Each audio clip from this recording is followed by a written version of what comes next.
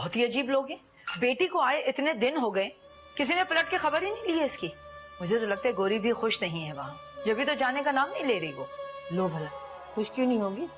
उसके बाप का घर है, बल्कि उसका अपना घर। देखा नहीं था शादी में कैसे शानदार कपड़े बना के दिए थे बेटी को उसने। छोड़े अम्मा, कौन सा घर, कैसा घर? जिस घर में माँ नहीं होती वो घर बच्चों का नहीं होता।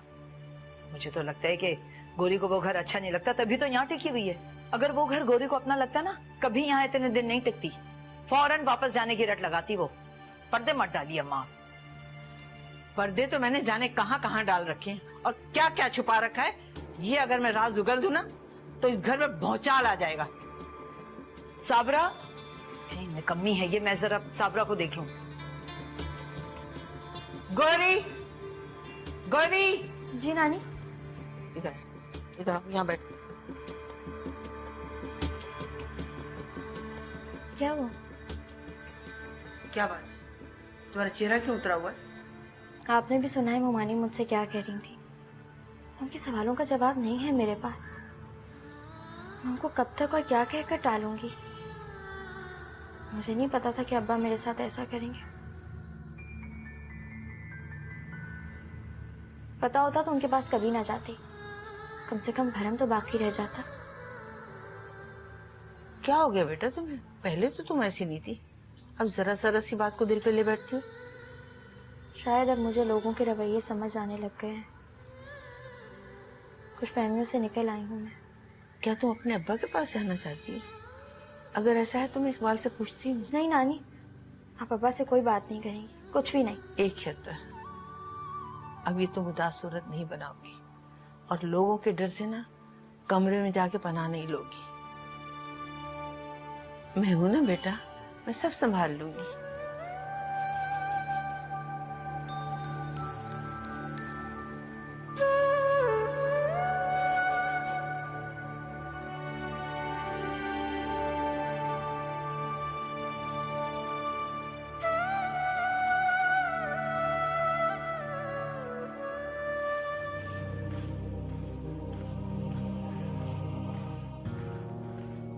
पता नहीं कहाँ है सब लोग, लगता है घोड़े बेच के सो रहे हैं।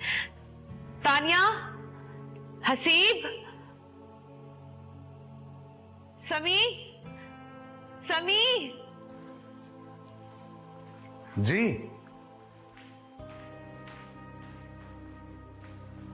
क्या हुआ अम्मी, खैरियत तो है? अभी तक जाग रही हैं?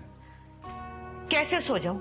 माँ हूं मैं, और जिस माँ की औलाद इतनी लापरवाह हो, उसकी रातें आंखों में कटती हैं। अम्मी हुआ क्या है? टाइम देख रहे हो?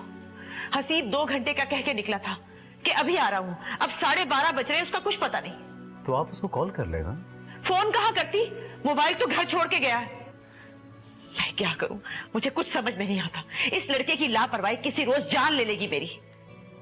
अच्छा अम्मी परेशान ना हो, वो बच्चा नहीं है, आ जाएगा। माँ के दिल को तुम क्या समझ सकते हो? मेरी परेशानी, मेरी फिक्र को। लो आ गया। क्या हुआ, सब खैर तो है? आप लोग सोए नहीं अब तक? कहाँ थे तुम? क्या मतलब कहाँ था? बता कर तो गया था, काम से जा रहा हूँ। तुम मुझे कहकर गए थे कि 1 घंटे में तुम वापस आ रहे हो। क्या हो गया है आपको? आखिर आप समझते क्यों नहीं है? मैं कोई दूध पीता बच्चा नहीं हूँ, मेरी भी कोई सोशल लाइफ है। और वैसे भी मैं आपकी घड़ी की सुइयों के मुताबिक नहीं चल सकता। हसीब, क्यों परेशान करते हो तुम अम्मी को? मैं कुछ गलत नहीं कह रहा, मामा को भी समझना चाहिए। क्या समझना चाहिए? यही कि तुमने उड़ना सीख लिया है, अब तुम्हें इनकी हेल्प की, इनकी सहारे की जरूरत नहीं है। मेरा ये मतलब नहीं है। यही मतलब था तुम्हारा। भाई, इन बेजा पाबंदियों में मेरा दम घुट रहा है, सांस नहीं ले सकता मैं यहाँ। I need my space. ये भूल गया है कि मैंने इसके लिए क्या क्या मुसीबतें उठाई हैं। दिन को दिन नहीं समझा और रात को रात नहीं समझा, तो आज तुम लोग इस मकाम पर हो, असासा हो तुम लोग मेरा। मैं कैसे तुम लोगों की तरफ से गाफिल हो सकती हूँ, बताओ मुझे। और आज कहते हो तुम I need my space. Sorry अगर आपको बुरा लगा तो, शायद मैं ही गलत बोल गया, पर मेरा वो मतलब नहीं था। I'm sorry।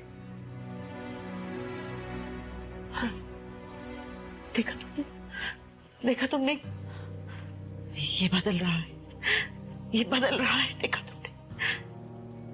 तुम कभी मत बदलना, कभी तुम मुझे अपनी आजादी के रास्ते में दीवार मत समझना। नहीं अम्मी,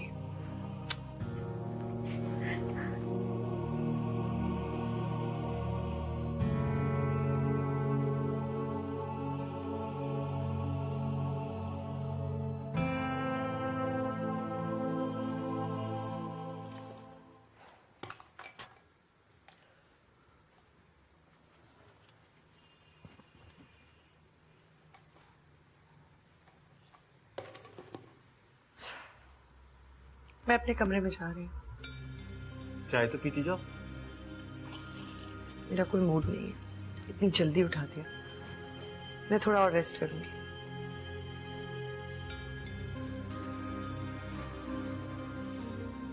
वो गोरी बेटी नहीं दिखाई दे रही।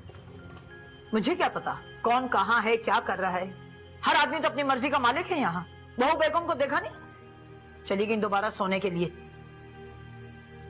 पापा आप ही समझाएं अम्मी को। 4 दिन हुए हमारी शादी को और इन्होंने रिवायती सास बनना शुरू कर दिया। और रूमी ने भी तो दुल्हन का रूप उतारकर रिवायती बहू का किरदार अदा करना शुरू कर दिया। हमारे साथ बैठकर चाय पीना भी गवारा नहीं उसे। इतने साल साथ रहते हुए मुझे अंदाजा ही नहीं हुआ कि रूमी इतनी सेल्फिश भी हो सकती है। रिश्ते में बड़ी है तुमसे, इस तरह बात मत करो। रिश्ते में तो मैं भी बड़ी हूँ उससे। कभी तुमने ये बात उसे याद दिलाई? मेरा ख्याल है कि हम खुशगवार मूड में नाश्ता करने बैठे थे। अम्मी दूसरों की वजह से अपना मूड मत खराब करें प्लीज।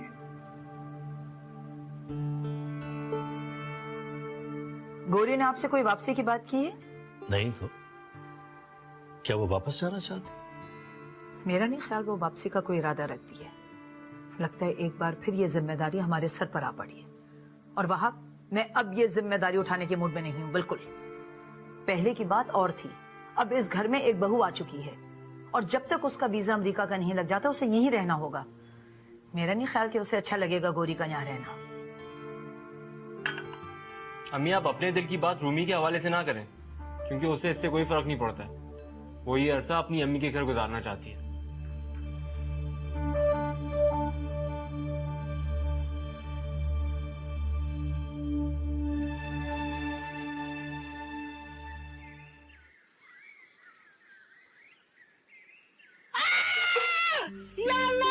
अम्मा क्या हो गया? सुबह सुबह क्यों चीख रही है? क्या कर दिया है? अम्मा क्या हो गया? कैसे गिर गई तुम? अरे पहले उठा तो सही, बाद में पूछ। अरे अम्मा कितनी भारी हो तुम। अरे इकबाल को फोन कर, उसे कहे मुझे अस्पताल ले जाए। मुझे लगता है कि मेरी हड्डी टूट गई है। अम्मा आप कैसे उठाएंगे तुम्हें? अरे अरे इकबाल को बुला, सब बुला रही हूँ।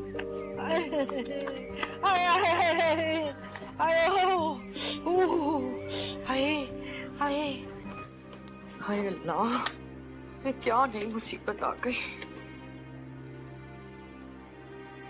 हाँ मैं बोल रही हूँ। वो अम्मा का पैर मुड़ गया था तो वो गिर गई हैं। मुझे तो ऐसा लग रहा है जैसे उनकी कोई हड्डी वड्डी टूट गई है। अरे तुम बस ऐसा करो, जल्दी से घर आ जाओ। ठीक है। आए आए आए आए आए आए, क्या देख रही है? क्या कहा है इकबाल ने? कब तक आएगा? थोड़ा सब्र कर लो, आ रहा है वो। अरे मुझे बहुत हाथ में लगा। अरे बहुत दर्द हो रहा है। मुझे पानी पिला दे, पानी पिला दे जा। अच्छा लेकर आ रही हूँ। अम्मा तुमने तो खामोखा मैंने खुद से ही फर्ज कर लिया है कि हड्डी टूट गई है। थोड़ा हिलाएं तो सही पाँव को। अरे नहीं हिला जुला जा रहा। अरे जा जाके पानी ला के दे। आए आए आए, या अल्लाह मुझ पे रहम कर दे या मौला। आए आए कहीं मेरी हड्डी वक्की ना टूट गई हो। आए बेटा ये कपड़े संभाल के रखना, बार बार इस्त्री नहीं हो पाते हैं। आप फिक्र मत करिए नानी, सब सेट करके रख लूँ। वो रूमी बुला रही है गौरी को। क्यों? रूमी क्यों बुला रही है गौरी को? पता नहीं, शायद कुछ काम हो। रूमी को काम है, तुम्हें नहीं पता कि क्या काम है? वो दरअसल हमें बाहर जाना था, रूमी तैयार होने लगी है। कपड़े प्रेस करवाने थे। साबरा भी नहीं है ना घर पे। अच्छा, अगर साबरा घर में ना हो तो तुम्हारी बीवी का काम भी इसको करना पड़ेगा। वो इसमें इतना बुरा मानने वाली कौन सी बात है? सब एक ही घर में रहते हैं और वो इस घर में आने वाली नई दुल्हन है। अगर गौरी उसका काम कर देगी तो इसमें कोई कयामत नहीं आ जाएगी। जितना एहसान मैंने तुम पर किया है, तुम्हारी बीवी को सारी जिंदगी मेरी खिदमत करनी चाहिए। जिंदगी बदल दी है मैंने तुम्हारी और उसकी, फिर भी मैं उसकी खिदमत करूं? वाह भाई वाह, ये कहाँ का इंसाफ है? कामना, किस एहसान की बात कर रही है ये? ये क्या बताएगा? इसका मुंह ही नहीं है बताने वाला। ये बात तुम इससे तन्हाई में पूछना। गोरी, तुम अंदर आओ।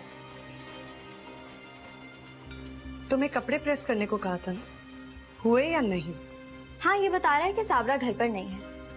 मैंने कहा कि फिर रूमी की सास और नंद से खिदमत हासिल करो। इस घर में तुम्हारे चोंचले उठाने के लिए कोई फारिग नहीं बैठा है। क्यों? तुम मुलाजमों की तरह इस घर में सारा दिन काम नहीं करती, सबके हुक्म बजा नहीं लाती? अगर मेरे कपड़े प्रेस कर दोगी तो कौन सी आफत आ जाएगी? जिनका एहसान लिया जाता है उनके सामने यूं अकड़ कर बात नहीं की जाती। ये बात कामरान की तो समझ में आ गई है। आइंदा तुम भी मुझसे ऐसी कोई फरमाइश मत करना। क्या मतलब है तुम्हारी इस बात का? कामरान, ये क्या कह रही है? अरे तुम्हें काम नहीं करना तो मत करो और तुम ऊपर चलो। हम यहाँ खड़े रहे इसकी बातें सुनते रहे ना तो रात हो जाएगी। मैं पूछ रही है किस एहसान की बात कर रही है? छोड़ो तुम इसे। कामरान,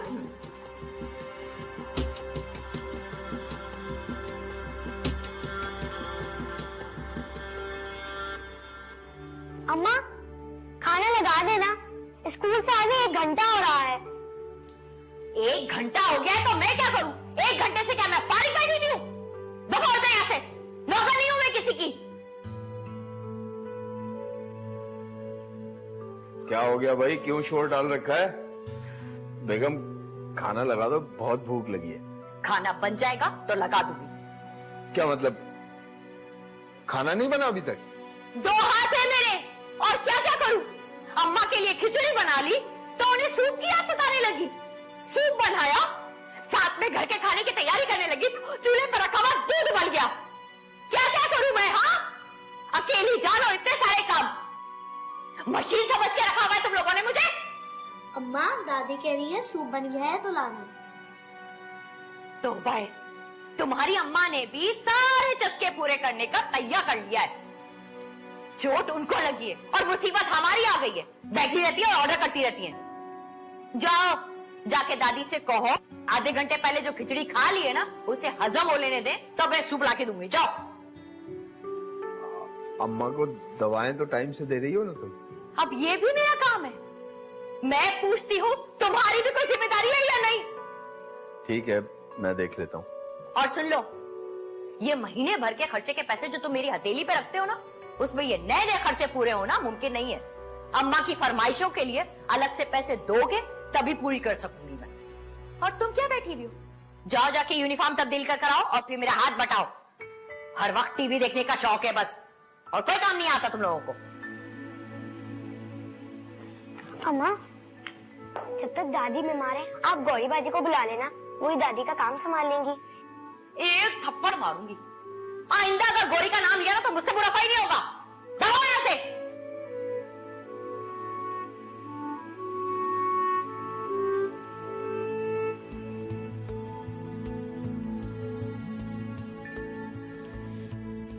वक्त हाथ जला के रख दिया है।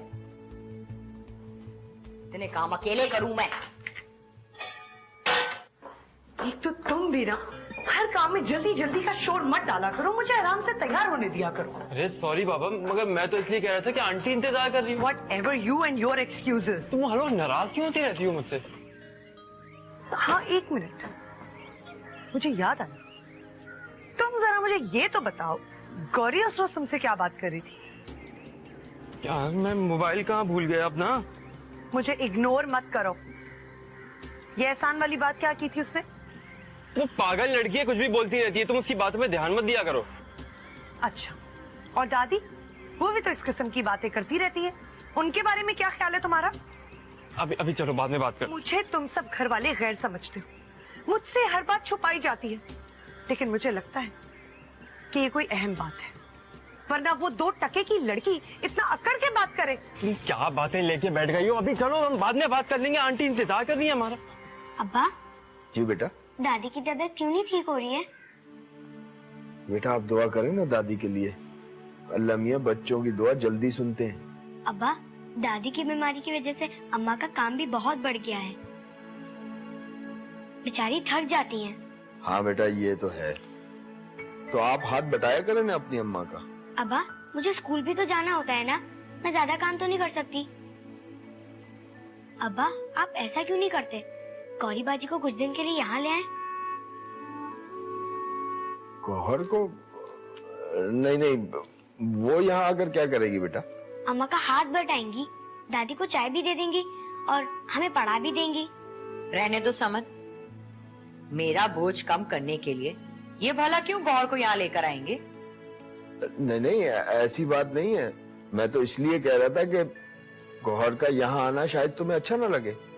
अच्छा, तो पहले जब उसे यहाँ आकर रहने की इजाजत दी थी तब क्या मैंने मशवरा दिया था? आए बड़े मेरे फर्मा बरदार। तो फिर मैं गौहर को यहाँ बुला लूं? दिल से तो तुम यही चाहते हो। मैं सिर्फ तुम्हारी सहूलत के लिए कह रहा हूँ। चलो शुक्र है, देर से ही सही तुम्हें मेरा ख्याल तो आया। अब्बा, आप गौहर बाजी को बुलाएंगे ना? जी बेटा।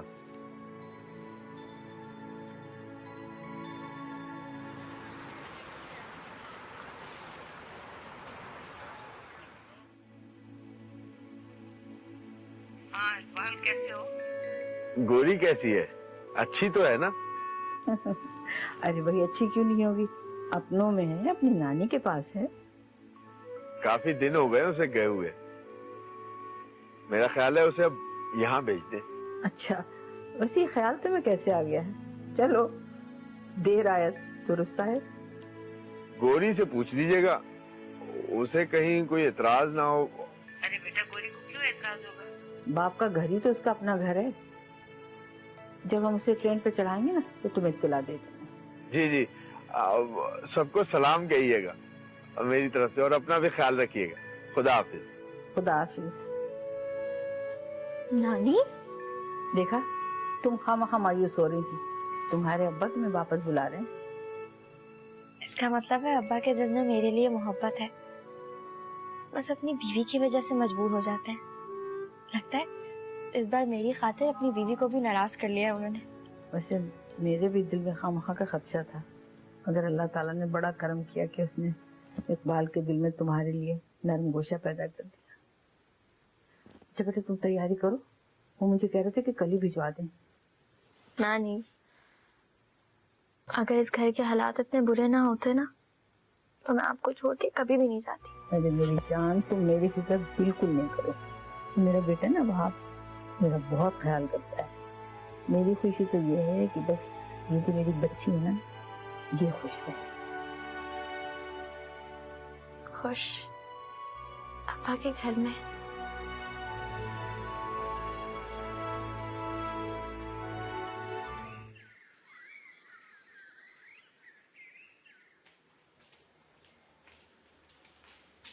कहाँ जा रही हो गोरी? बात सुनो, ये तुम घोड़े पे क्यों सवार रहती हो सारा वक्त? जी कहिए।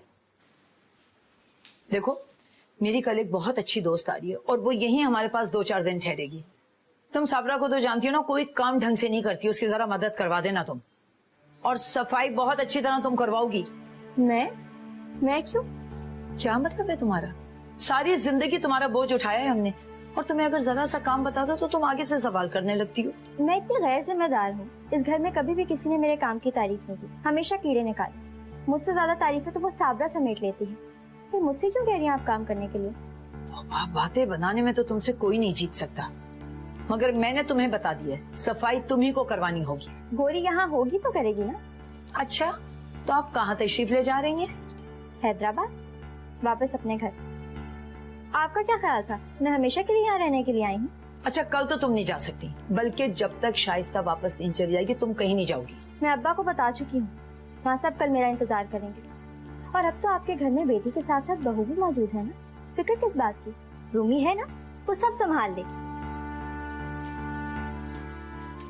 अच्छा हुआ जो बुला लिया उन लोगों ने, वरना मुझे तो कोई उम्मीद ही नहीं दिखाई देती थी। वैसे इसके यहाँ रहने से मुझे बहुत फायदा था। बहुत छोटे मोटे काम इसने संभाल रखे थे घर के।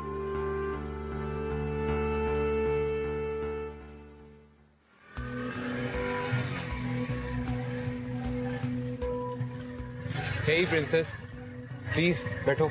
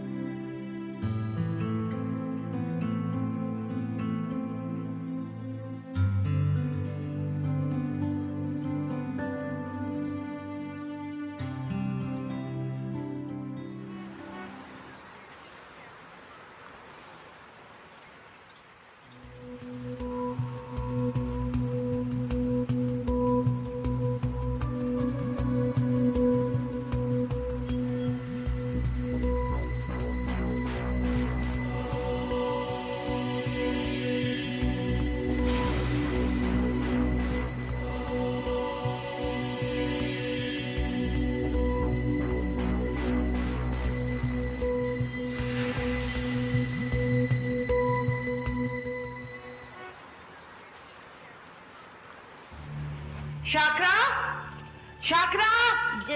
जी बेगम साहब जी। तानिया कहाँ है? अपने रूम में है जी। ये कॉलेज से कब आई है? जी कॉलेज से थोड़ी देर पहले ही आ गई है छोटी बीवी।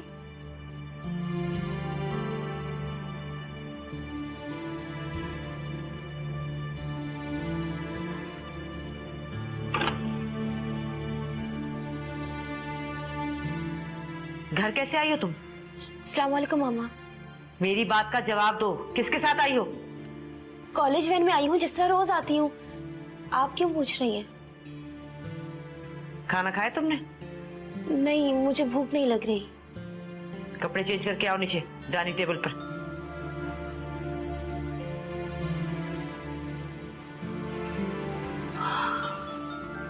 थैंक गॉड, वरना आज तो मैं मर गई थी।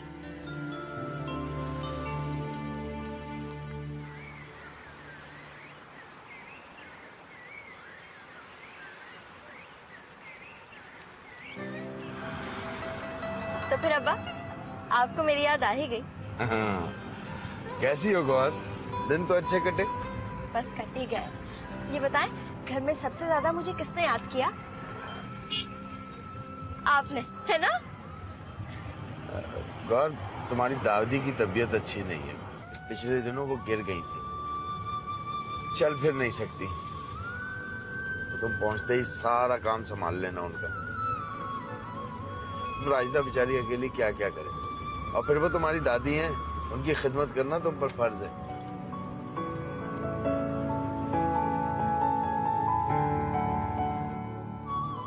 तो ये वजह है मुझे हैदराबाद दोबारा बुलाने की। और मैं भी कितनी अहमक, कितनी पागल हूँ। क्या क्या खुशफहमियां पाल ली थी मैंने।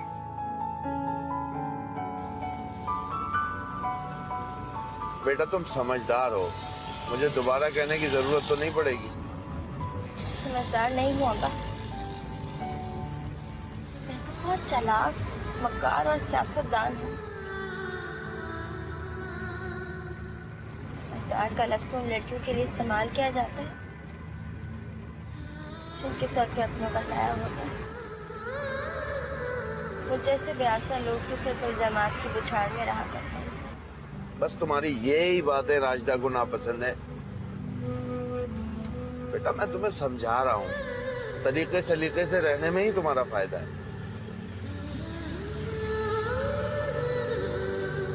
अलबत्ता तुम्हारे बहन भाई तुम्हें बहुत याद करते हैं और तुम्हारे आने का सुनकर खुश भी बहुत है। बच्चे हैं ना अभी, बड़े होंगे तो समझ जाएंगे अपने और सौतेले का फर्क। अच्छा देखो, यहाँ पर आइसक्रीम बहुत अच्छी मिलती है, खाओगी?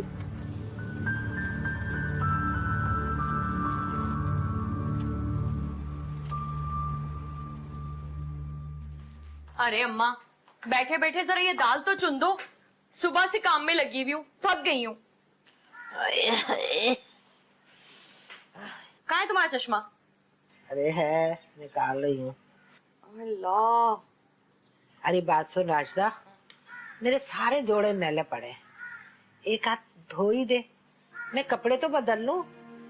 अरे देख, सारे मैले हो रहे, इतनी उलझन हो रही है ना मुझे। आ रही है ना आज तुम्हारी चहीती पोती गौहर, सारे काम अब उसी से करवाना। हाँ, आ तो रही है, लेकिन मुझे उम्मीद नहीं थी कि वो ऐसे मान जाएगी। अरे उसे यहाँ रहने में जो आराम और सुकून मिला था, वहाँ नहीं मिला होगा, जब भी तो आ रही है। वैसे अम्मा, लड़की बड़ी तेज है, लेकिन मैंने भी कच्ची गोलियां नहीं खेली हुई, सब समझती हूँ। अरे राजदा, जा चूल्हे पे चाय रख दे, सुबह से सर में दर्द हो रहा है मेरे। अम्मा, तुम्हें जरा सा भी रहम नहीं आता मुझ पे? क्यों? 2 मिनट बैठी हूँ ताकि अपनी कमर सही कर लूं। लगता है आ गई है। कैसी हो सामान? गौरी बाजी, मैं आपको बहुत याद करती थी। मानी कहाँ है, नजर नहीं आ रहा। अस्सलाम वालेकुम आंटी। वालेकुम सलाम। क्या बात है, तुम खुश नहीं दिखाई दे रही? आना नहीं चाह रही थी क्या?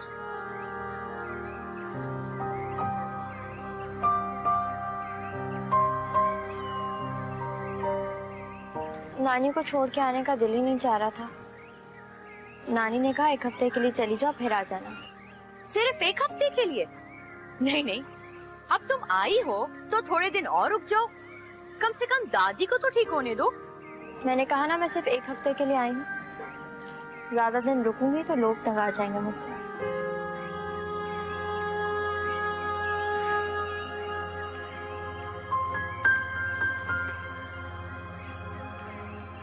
समन, इधर आ। मानी कहाँ है? जाओ उसे जाके बोल करीब की दुकान से कबाब ले आए। मैंने तो आज सादा सा खाना बनाया था, अब गौहर बेचारी इतने दिनों के बाद आई है तो थोड़ा सा स्पेशल तो होना चाहिए ना। जा जल्दी से जा, भेज उसको।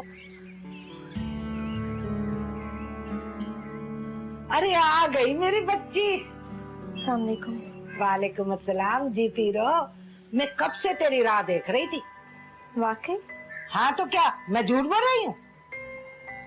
ये बैग यहीं रहने दूं या अलमारी में रख दूं? अरे छोड़ इस बैग को यहीं, तू आके बैठ मेरे पास।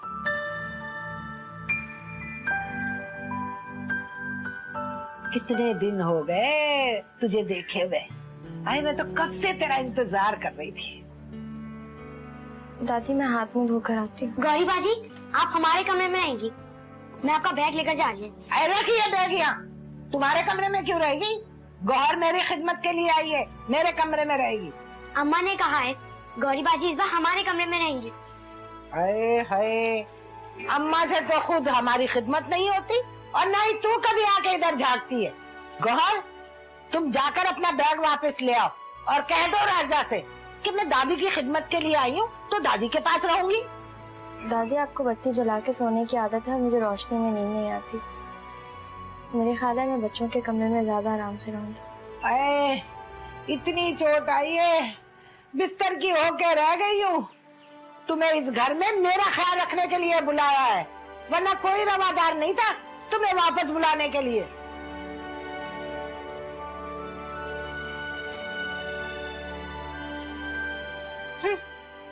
रोशनी में नींद नहीं आती। मिसनी,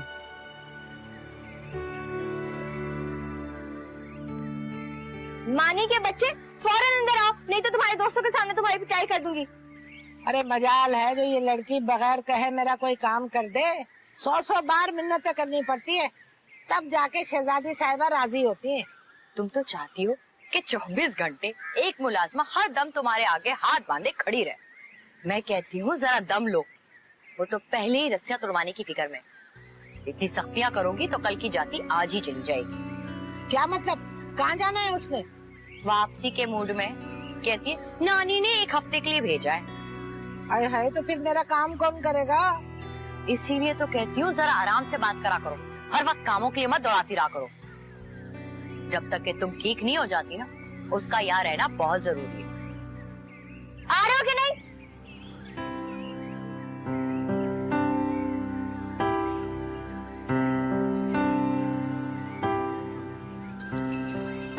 दादी आंटी वो ही आई है, वो आपकी गाड़ी वाली रिश्तेदार। हाय हाय, कौन आ गया है? किसकी बात कर रही है? वो ही जिनके आने पे आप सब लोग अलर्ट हो जाते हैं। वो क्या नाम है उनका, आपकी पहली बहू। फाखरा, फाखरा आ गई है।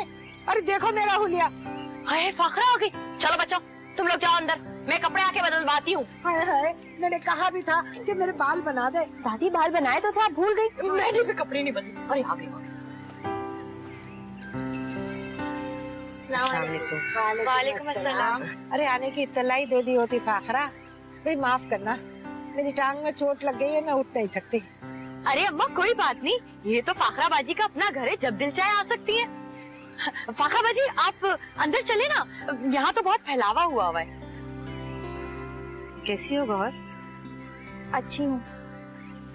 शाकरा गाड़ी से सामान निकलवा लो। जी अच्छा। गौहर तुम चाय बना लो और मानी को कहो कि बेकरी से ना केक और बिस्कुट ले आए। हाँ बेटा, ये भी ले जाऊंगा। अब फाखरा बाजी बैठे ना आप।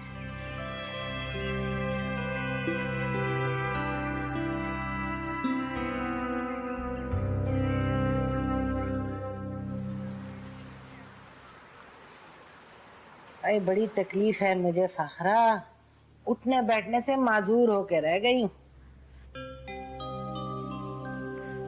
आपकी पोती नजर नहीं आ रही है।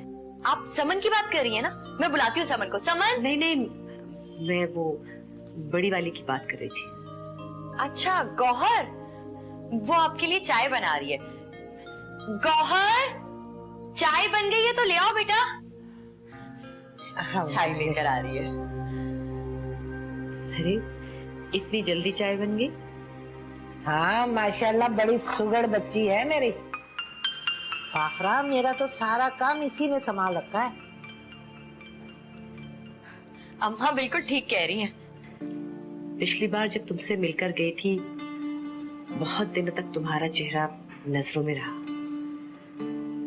तुमने मुझे याद किया?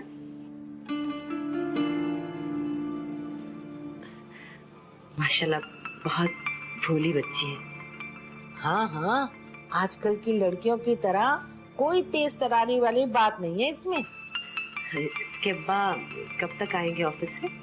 अच्छा अच्छा, तुम इकबाल की बात कर रही हो। बस घंटे 1.5 घंटे तक आने वाला होगा।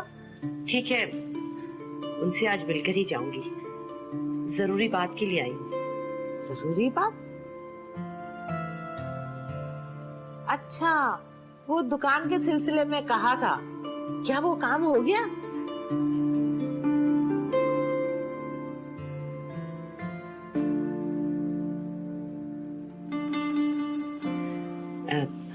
यहाँ आओ, मेरे पास बैठो। जी मैं अपनी चाय वहीं रख कर आई थी, ठंडी हो जाएगी तो फिर मुझसे पी नहीं जाएगी। अरे बेटा, वो बिस्किट और केक वगैरह भी तो लाके दो।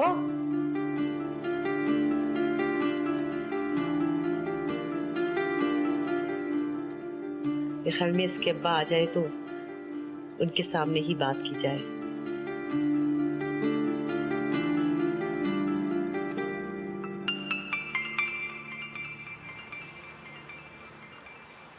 पता नहीं ये आंटी कब जाएंगी। बेबी कोई काम है तो आप मुझे बता दें, और बेगम साहबा आपको बुला रही है। कोई काम नहीं है, मैं उनकी बात सुनकर आती हूँ। मैं जाऊंगी। नहीं, तुम अपने कमरे में जाओ।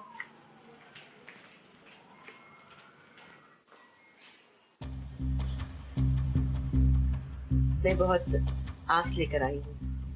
उम्मीद है आप लोग मुझे मायूस नहीं करेंगे।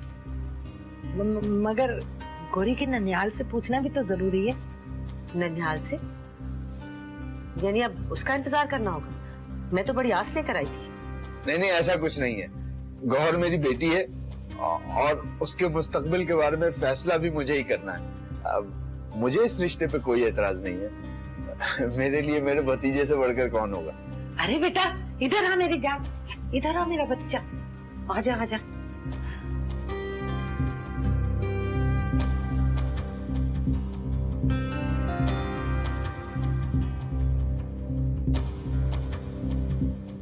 आज से ये हमारी है, हमारी मिल्कियत।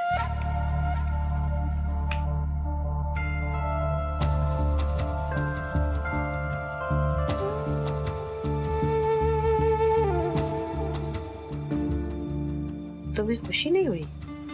अरे अभी समझी कहाँ है, मैंने बताया था ना, बड़ी भोली है मेरी पोती।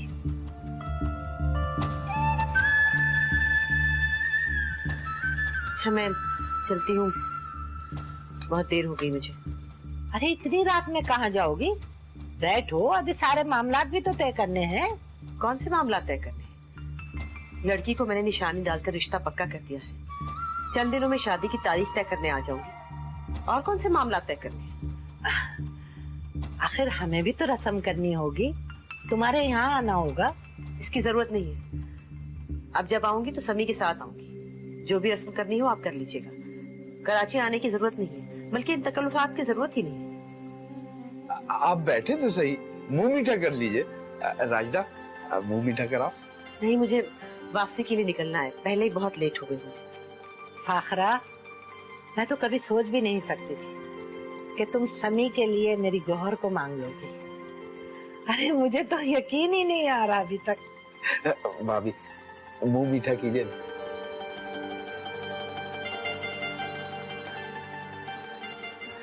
मिलो राजा। अरे मेरे बच्ची को खिलाओ, इसका मुंह मीठा करो।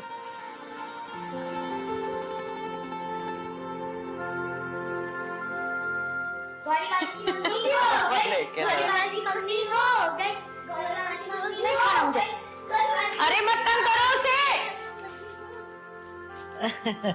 अम्मा मुझे तो यकीन ही नहीं आ रहा। अब फाखरा भाभी ने हमारे लायक फायक भतीजे के लिए गोरी का रिश्ता मांगा। मुझे तो ऐसा लग रहा है जैसे मैं ख्वाब देख रहा हूँ। हाँ, बात वैसे यकीन करने वाली है नहीं। भला गौहर में ऐसी क्या खूबी है? अम्मा सच पूछो तो यकीन तो मुझे भी नहीं आ रहा। अरे इतने साल अपने ननियाल में रही है ये, कहीं रिश्ता नहीं जुड़ा। सभी परेशान थे कि क्या बनेगा इस लड़की का। अब देख लो कितना अच्छा रिश्ता तय किया है हम लोगों ने, और कैसी ऊंची जगह पर, जहां इसकी नानी सोच भी नहीं सकती थी। गोरी, हमारे एहसानों को भूल मत जाना भाई, शादी के बाद हमें भी तो फायदा हो अपने अमीर दामाद का। मैं शादी नहीं करूंगी।